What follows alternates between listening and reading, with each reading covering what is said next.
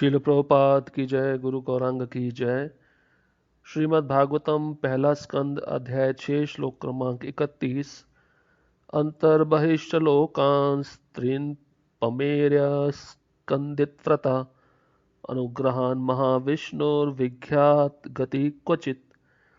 अनुवाद। तब से सर्वशक्तिमान विष्णु की कृपा से मैं दिव्य जगत में तथा भौतिक जगत के तीनों प्रखंडों में बिना रोक टोक के सर्वत्र विचरण करता हूँ। ऐसा इसलिए है क्योंकि मैं भगवान की अविच्छिन्न भक्ति में सेवा में स्थिर हूँ।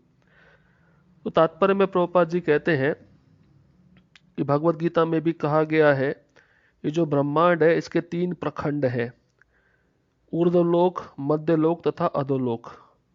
ऊर्ध्वलोक जो पृथ्वी से ऊपर के लोक कहलाते हैं, मध्यलोक जो पृथ्वी है और अधोलोक जो पृथ्वी के नीचे वाले लोक हैं। तो ऊर्ध्वलोकों के परे अर्थात ब्रह्मलोक के ऊपर ब्रह्मांड के भौतिक आवरण होते हैं और इसके भी ऊपर चिन्मय आकाश होता है जिसका विस्तार असीम है और जिसमें अपने शाश्वत मुक्त पार्षदों सहित भगवान द्वारा निवसित असंख्य स्वतः प्रकाशित वैकुंठ लोक होते हैं।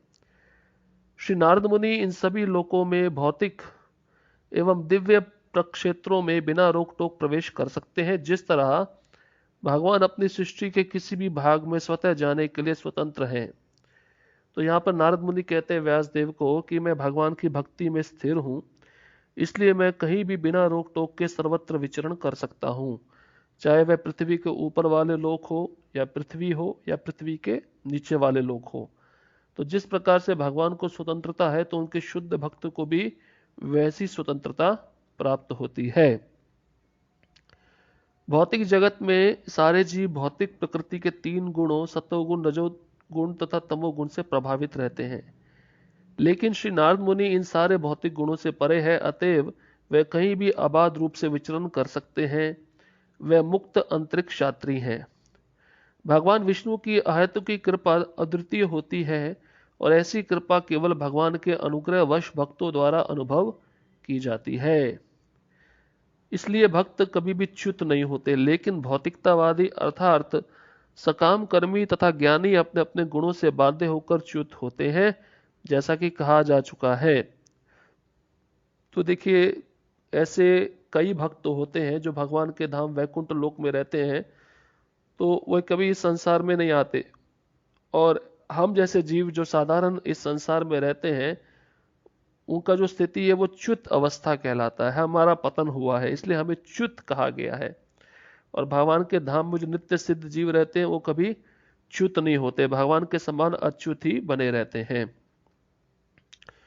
श्लोक क्रमांक 32। देवदत्तां इमां वीणां स्वर ब्रह्मा विभूषितां मूर्छयित्वा हरिकथां गायमानश्चराम्यहम्। अनुवाद। और इस तरह मैं भगवान की महिमा के दिव्य संदेश का निरंतर गायन करते हुए और इस वीणा को झंकृत करते हुए विचरण करता रहता हूँ, जो दिव्य ध्वनि से पूरित है और जिसे भगवान कृष्ण ने मुझे दिया था। तो देखिए, इस श्लोक में हरि कथा, नारद मुनि को जो वीणा प्राप्त हुई है उस वीणा से वह हरि कथा करते रहते हैं या हरि का कीर्तन करते रहते। चरामी, चरामी का मतलब है विचरण करते हैं, और वे कहते हैं कि वीणा मुझे स्वयं कृष्ण ने प्रदान की है। तात्पर्य में प्रभुपाद जी लिखते, लिंग पुराण में भी नारद को भगवान कृष्ण द्वारा प्रदत्त तार युक्त वाद्य यंत्र वीणा का वर्णन दिया गया है और इसकी पुष्टि श्रील जीव गोस्वामी द्वारा भी की गई है। तो ये वीणा कोई साधारण वीणा नहीं है। लिंग पुराण में भी इसका वर्णन है कि स्वयं कृष्ण ने ये वीणा नारद मुनि को दिया था। और जो सप्त स्वर है, जैसे षडज, ऋषभ, गांधार, मध्यम, पंचम, धैवत, निषाद, ये सभी स्वर उस वीणा से ही निकलते हैं, क्योंकि वह वीणा भगवान कृष्ण के दिव्य यश का गायन करती है और इस प्रकार अपने उच्च पद पर अच्युत है। भौतिक जगत के स्वरूप सिद्ध व्यक्ति को भी श्री नारद मुनि के पद चिन्हों का अनुसरण करते हुए भगवान की सेवा में अपनी उनकी महिमा के निरंतर गायन द्वारा करते रहना चाहिए, जैसे भगवत गीता में पुष्टि की गई है। तो ये मुख्य रूप से जो वीणा प्राप्त हुई है नारद मुनि को, वह कभी भौतिक स्वर प्रकट नहीं करती, केवल भगवान की महिमा का ही गायन करती है। इस प्रकार से उस वीणा की मदद से नारद मुनि पूरे संसार में कृष्ण का गुणगान करते हैं, कृष्ण की महिमा का यशोगान करते हैं। श्लोक क्रमांक 33। प्रगायतः स्ववीर्याणि तीर्थपादा प्रिय श्रवा आहूत इव में शीघ्रम दर्शनम याति चेतसी। अनुवाद। ज्यों ही मैं भगवान श्री कृष्ण की सुमधुर महिमा की पवित्र लीलाओं का कीर्तन करना प्रारंभ करता हूँ, त्यों ही वे मेरे हृदय स्थल में प्रकट हो जाते हैं, मानो उनको बुलाया गया हो। अभी नारद मुनि अपना अनुभव बता रहे, जैसे मैं वीणा को बजाना शुरू करता हूँ या कृष्ण की महिमा का गायन प्रारंभ करता हूँ, तो मेरे हृदय स्थल में कृष्ण आके बैठ जाते हैं, प्रकट हो जाते हैं। तात्पर्य में प्रभुपाद जी बताते हैं, परम पूर्ण भगवान अपने दिव्य नाम, रूप, लीलाओं तथा उनकी शब्द ध्वनियों से भिन्न नहीं है। जो ही शुद्ध भक्त उनके नाम, रूप तथा लीलाओं का श्रवण, कीर्तन तथा स्मरण करते शुद्ध भक्ति में लग जाता है, त्यों ही भगवान आध्यात्मिक दृष्ट पटल के द्वारा शुद्ध भक्त के हृदय रूपी दर्पण पर अपना प्रतिबिंब उनकी दिव्य आंखों के सामने दिखलाते हैं। तो देखिए, एकमात्र हमें भगवान का दिव्य गुणगान करना है। जैसे भगवान का दिव्य गुणगान हम शुद्ध रूप से करते हैं बिना किसी अपराध के, तो भगवान तुरंत हमारे हृदय में प्रकट हो जाएंगे। इसलिए शुद्ध भक्त जो भगवान की दिव्य प्रेमा भक्ति के कारण जुड़ा रहता है, प्रति क्षण भगवान की उपस्थिति का अनुभव करता है। तो जैसे इस संसार में भी हम देखते हैं कि बहुत सारे जीव भौतिक कार्यों में व्यस्त रहते हैं, तो उनको भौतिक चिंतन होता रहता है। जब भगवान का शुद्ध भक्त भगवान की ही चिंतन करता है, उनकी लीलाओं का श्रवण करता है, उनके नामों का गायन करता है, तो केवल भक्त को भगवान का ही स्मरण चिंतन होता रहेगा। और ये शुद्ध भक्त भगवान के यश के गायन से भगवान को आकृष्ट करते हैं, इसमें कोई विस्मय नहीं है। क्योंकि वह परम पूर्ण है, अतः वह अपने महिमा गायन से प्रकट हो सकते हैं, और ये दोनों बातें एक हैं। श्रील नारद भगवान की महिमा का कीर्तन किसी निजी लाभ के लिए नहीं, अपितु इसलिए करते हैं क्योंकि यह महिमा गायन भगवान से अभिन्न होता है। नारद मुनि अपने दिव्य कीर्तन से भगवान के समक्ष पहुंच पाते हैं। श्लोक क्रमांक 34। एतत् हि आतुरचित्तानां मात्रा स्पर्शेच्छया मुहुः भव सिंधु प्लवो दृष्टो हरिचर्यानुवर्णनम। अनुवाद। ये मेरा निजी अनुभव है कि जो लोग विषय वस्तुओं से संपर्क की इच्छा रखने के कारण सदैव चिंताग्रस्त रहते हैं, वे भगवान की दिव्य लीलाओं के निरंतर कीर्तन रूपी सर्वाधिक उपयुक्त नौका पर चढ़कर अज्ञान रूपी सागर को पार कर सकते हैं। तो यहाँ पर नारद मुनि अपना अनुभव बता रहे हैं कि जो लोग विषय वासनाओं में पड़कर चिंताग्रस्त हैं, अगर वे भगवान की लीलाओं का निरंतर कीर्तन या श्रवण करेंगे, तो ये ऐसी नौका है, इस पर चढ़कर वह इस भव सागर को पार कर सकते हैं। तात्पर्य में प्रभुपाद जी बताते हैं, जीव का लक्षण यह है कि वह थोड़े समय के लिए भी मौन नहीं रह सकता। वह कुछ ना कुछ करता रहता है, कुछ ना कुछ सोचता या बोलता रहता है। तो उस जीव को क्या करना है कि अपना कार्य कृष्ण को समर्पित करना है, अपना चिंतन कृष्ण के लिए करना है, और अपना बोलना, अपनी वाणी का कृष्ण के लिए गुणगान करना है।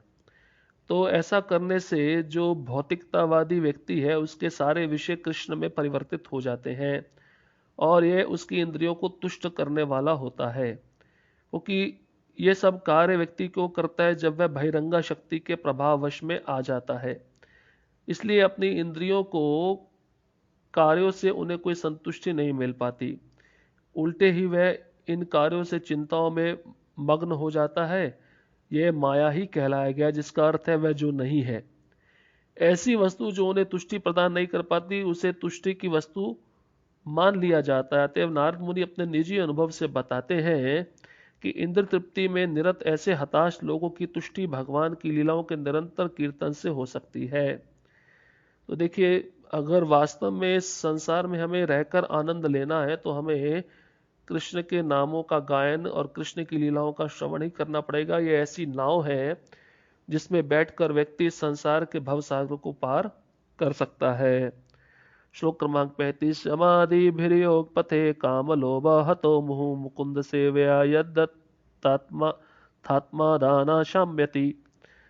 अनुवाद। ये सत्य है कि योग पद्धति के द्वारा इंद्रियों को वश में करने के अभ्यास से मनुष्य को काम तथा लोभ की चिंताओं से राहत मिल जाएगी, किंतु इससे आत्मा को संतोष प्राप्त नहीं होगा, क्योंकि यह संतोष भगवान की भक्ति में सेवा से प्राप्त किया जा सकता है। अभी यहाँ पे नारद मुनि कहते हैं, ठीक है व्यासदेव जी को, सत्य है, योग पद्धति के द्वारा थोड़ा समय के लिए इंद्रियों को वश में किया जा सकता है और काम और लोभ पे, उसकी चिंताओं पे राहत मिल जाएगी उसको नियंत्रित करके, परंतु आत्मा को संतोष प्राप्त नहीं होगा। आत्मा को संतोष प्राप्त कराना तो उसको भक्ति में सेवा में ही लगाना पड़ेगा। तात्पर्य में प्रभुपाद जी बताते हैं, योग का लक्ष्य है इंद्रियों का संयम। आसन है, विचार है, भाव, इच्छा, एकाग्रता, ध्यान तथा अंत में अध्यात्म में लीन हो जाने की यौगिक प्रक्रिया का अभ्यास करके मनुष्य इंद्रियों को वश में कर सकता है। और इंद्रियां विषैले सर्पों के तुल्य है और योग पद्धति उन्हें केवल वश में करने के लिए होती है। इसके विपरीत नारद मुनि इंद्रियों के निरोध की दूसरी विधि बताते हैं, जो भगवान मुकुंद की दिव्य प्रेमा भक्ति है। देखिए, दो प्रकार का योग है। एक तो व्यक्ति अपने प्रयास से ही इंद्रियों को नियंत्रित करना चाहता है, जो उसके लिए बहुत कठिन है, और दूसरा प्रयास भक्ति योग है कि अपनी इंद्रियों को वो कृष्ण की सेवा में लगा देता है, जिससे इंद्रियां अपने आप ही नियंत्रित हो जाती हैं और ये उसके लिए बहुत आसान हो जाता है।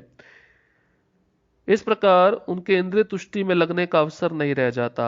इंद्रियों को कुछ काम चाहिए, कृत्रिम ढंग से उन्हें रोकना नहीं है, क्योंकि जो ही भोग का कोई अवसर आता है, त्यों ही सांप जैसी इंद्रियां अवश्य उसका लाभ उठाना चाहती है।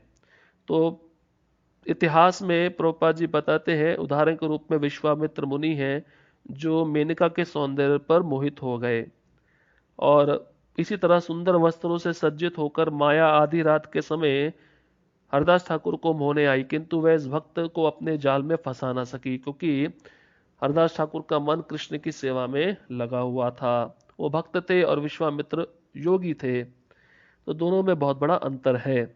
श्लोक क्रमांक 36। सर्वं तदिदमाख्यातं यत्पृष्टो अहं त्वया नघ जन्म कर्म रहस्यं मे भवतश्चात्मतोषणम्। अनुवाद है, व्यासदेव तुम समस्त पापों से मुक्त हो, इस तरह जैसा तुमने पूछा उसी के अनुसार मैंने अपने जन्म तथा आत्म साक्षात्कार के लिए किए गए कर्मों की व्याख्या की है। यह तुम्हारे आत्म संतोष के लिए भी लाभप्रद होगा। तो तात्पर्य में प्रभुपाद जी बताते हैं, व्यासदेव की जिज्ञासाओं की तुष्टि के लिए अध्यात्म अवस्था से प्रारंभ करके भक्ति में कार्य की पद्धति की सम्यक विवेचना की गई है। नारद ने बताया है कि किस प्रकार दिव्य संगति के द्वारा भक्ति रूपी बीज बोया गया और वह किस तरह मुनियों से श्रवण करने पर धीरे धीरे बढ़ता गया। ऐसे श्रवण से सांसारिकता से विरक्ति उत्पन्न होती है, यहाँ तक कि एक छोटे से बालक ने अपनी एकमात्र संरक्षिका माता की मृत्यु के समाचार को ईश्वर का आशीर्वाद मानकर स्वीकार किया और वह तुरंत ही भगवान की खोज में निकल पड़ा। देखिए, भगवान की भक्ति इतनी दिव्य होती है कि जैसे जैसे व्यक्ति भगवान की सेवा में लगता है, उसका संसार से वैराग्य पूर्ण होता जाता है, बढ़ता जाता है। तो नारद मुनि अपने जीवन के उदाहरण से व्यासदेव को समझा रहे हैं कि हालांकि मैं अपनी माता का इकलौता पुत्र था, पर मेरी माता जब गुजर गई तो मेरे को कोई आसक्ति नहीं हुई, तो उसी समय मैंने उस स्थान को छोड़ दिया और बड़े बड़े जंगलों की तरफ निकल पड़ा भगवान को प्राप्त करने के लिए। तो नारद मुनि ये भी बताते हैं कि किस प्रकार से शुद्ध भक्तों की संगति में आकर उनकी दिव्य सेवा करके मुझे किस प्रकार से संचित कर्मों के फल से छुटकारा मैं प्राप्त कर पाया और इस भौतिक शरीर को आध्यात्मिक शरीर में बदल पाया। तो ये स्वयं सारे अनुभव, सारे रहस्य, दिव्य अनुभूति नारद जी व्यासदेव को बता रहे हैं कि भक्ति में सेवा में इतना आनंद है कि शुद्ध भक्तों के संग में रहकर ही ये भक्ति में सेवा हो सकती है। श्लोक क्रमांक 37। उवाच एवं संभाष्य भगवान नारदो वासवी सुतम आमंत्र्यं वीणामरण्यं यजो याचिको मुनि। अनुवाद, सूत गोस्वामी ने कहा, इस प्रकार व्यासदेव को संबोधित करके नारद मुनि ने उनसे विदा ली और अपनी वीणा को झंकृत करते हुए वे अपनी उन्मुक्त इच्छा के अनुसार विचरण करने के लिए चले गए। तो यहाँ पर नारद मुनि व्यासदेव से विदा ले लेते हैं अपनी वीणा को बजाते हुए, कृष्ण का गुणगान करते हुए, और मुक्त अवस्था में इस संसार में विचरण के लिए निकल पड़े। तात्पर्य में प्रभुपाद जी बताते हैं, प्रत्येक जीव पूर्ण स्वतंत्रता चाहता है, क्योंकि यह उसका दिव्य स्वभाव होता है। और ये स्वतंत्रता भगवान की दिव्य सेवा से ही प्राप्त की जा सकती है। जब जीव बहिरंगा शक्ति से भ्रमित होकर प्रत्येक व्यक्ति अपने को स्वतंत्र समझता है, लेकिन वास्तव में वह प्रकृति के नियमों से बंधा रहता है। जब बद्ध जीव इसी संसार में मुक्त भाव से विचरण नहीं कर सकता, तो फिर उसके एक लोक से दूसरे लोकों में जाने के विषय में तो कहना ही क्या। तो नारद मुनि पूर्ण मुक्त पुरुष हैं। वे निरंतर भगवान के यशोगान में लगे रहते हैं। केवल पृथ्वी पर विचरण करने के लिए वे स्वतंत्र नहीं, अपितु ब्रह्मांड के किसी भी भाग में, यहां तक कि वे वैकुंठ लोक भी जा सकते हैं। क्यों? क्योंकि उन्होंने दिव्य शरीर प्राप्त किया हुआ है, और ये केवल भगवान की शुद्ध प्रेममयी भक्ति के द्वारा ही प्राप्त हो पाता है। आगे तात्पर्य में प्रभुपाद जी लिखते हैं, इसी प्रकार भक्तों की संगति भी स्वतंत्र है। हो सकता है कि किसी भाग्यशाली को यह प्राप्त हो, या किसी को हजार प्रयत्नों के बाद भी यह प्राप्त ना हो पाए। अतः भक्ति के समस्त पक्षों में स्वतंत्रता ही मुख्य धुरी है। स्वतंत्रता के बिना भक्ति नहीं हो सकती। भगवान को अर्पित स्वतंत्रता का अर्थ यह नहीं है कि भक्त सभी तरह से आश्रित है। गुरु के पारदर्शी माध्यम से भगवान की शरण में जाना जीवन की पूर्ण स्वतंत्रता प्राप्त करना है। हम स्वतंत्र कब बन सकते हैं? जब हम गुरु के माध्यम से कृष्ण को शरणागत हो जाते हैं, तभी हम अपने जीवन में पूर्ण स्वतंत्र बन सकते हैं। और निश्चित रूप से जब हम इस देह को त्यागेंगे, तो हमें भी नारद मुनि जैसा दिव्य शरीर प्राप्त होने पर हम भी कहीं पे भी इस संसार में विचरण कर पाएंगे। उसके लिए हमें शुद्ध भक्ति करना बहुत ही आवश्यक है। श्लोक क्रमांक 38। अहो देवर्षि धन्यो अयम यत्कीर्तिम क्षांग धन्वना गायन मादन निदम तंत्रया रमयत्यातुरम जगत। अनुवाद: देवर्षि नारद धन्य है, क्योंकि वह भगवान की लीलाओं का यशोगान करते हैं, और ऐसा करके वह स्वयं तो आनंद लूटते ही हैं, और ब्रह्मांड के समस्त संतप्त जीवों को भी अभिप्रेरणा प्रदान करते हैं। तो यहाँ पे सूत गोस्वामी शौनक आदि ऋषियों को कहते हैं कि स्वयं नारद मुनि भगवान की लीलाओं का यशोगान करते हैं, और उन लीलाओं का यशोगान करके वह आनंद तो लूटते हैं, और जो इस ब्रह्मांड में जीव दुख भोग रहे हैं, तो उस यशोगान के माध्यम से उन संतप्त जीवों को वह प्रेरणा प्रदान करते हैं, उनके कष्टों को हर लेते हैं। तात्पर्य में प्रभुपाद जी बताते हैं, श्री नारद मुनि अपनी वीणा भगवान की दिव्य लीलाओं के यशोगान करने तथा ब्रह्मांड के समस्त दुखी जीवों को सहारा दिलाने के लिए बजाते हैं। इस ब्रह्मांड में कोई भी सुखी नहीं है, और जिससे हम सुख के रूप में अनुभव करते हुए माया का मोह है। भगवान की माया इतनी प्रबल है कि मलभक्षी शूकर तक अपने को सुखी अनुभव करता है। तो इसका तो अनुभव सबको है। प्रभुपाद जी स्पष्ट रूप से बता रहे हैं, ब्रह्मांड में कोई भी सुखी नहीं है, चाहे वह ब्रह्मा हो, चाहे वह छोटा सा कीट मल में क्यों ना हो। तो अगर वह मल का कीटक भी अनुभव करता है कि मैं सुखी हूं, तो वह माया है या मोह है। और भगवान की माया इतनी प्रबल है कि जो सुअर मल खाता है, वह भी अपने को सुखी महसूस करता है। इस भौतिक जगत के भीतर वास्तविक रूप में कोई भी सुखी नहीं हो सकता। श्रील नारद मुनि दुखी वासियों को अभिप्रेरणा प्रदान करने के लिए सर्वत्र विचरण करते रहते हैं। उनका एकमात्र उद्देश्य उन्हें भगवान के धाम वापस ले जाना है। यही उद्देश्य उन सारे असली भगवत भक्तों का है जो इस महर्षि के पद चिन्हों पर चलते हैं। तो देखिए, शुद्ध भक्त का एकमात्र इच्छा यही होता है संसार में विचरण करने का, कि वह बद्ध जीवों को भगवान के धाम वापस ले जा सके। क्योंकि उनके विचरण करने का अर्थ है भगवान के दिव्य यशोगान का कीर्तन करना, उनकी लीलाओं का श्रवण करना। तो इस माध्यम से जब जीव उन शुद्ध भक्तों के संग में आता है, भगवान की दिव्य लीला का श्रवण करता है, तो इस प्रकार से वह मुक्त अवस्था को प्राप्त हो जाता है। और यहाँ पर नारद मुनि वही कार्य कर रहे हैं। प्रभुपाद जी तात्पर्य के अंतिम पंक्ति में लिखते हैं, जो नारद मुनि के पद चिन्हों पर चलते हैं, उनका भी यही कार्य रहता है कि किस प्रकार से भगवान की भक्ति के माध्यम से उन बद्ध जीवों को संपर्क में लाकर भगवान की प्रेममय सेवा में लगाया जा सके, और उनके कष्टों का निवारण करके उनको कैसे भगवान के धाम वापस भेजा जा सके। तो यहाँ पर यह अध्याय समाप्त होता है। अगला हम 7वां अध्याय प्रारंभ करेंगे। शिल प्रभुपाद की जय। गुरु गौरांग की जय। हरे कृष्णा कृष्ण कृष्ण हरे हरे, हरे राम राम राम हरे हरे।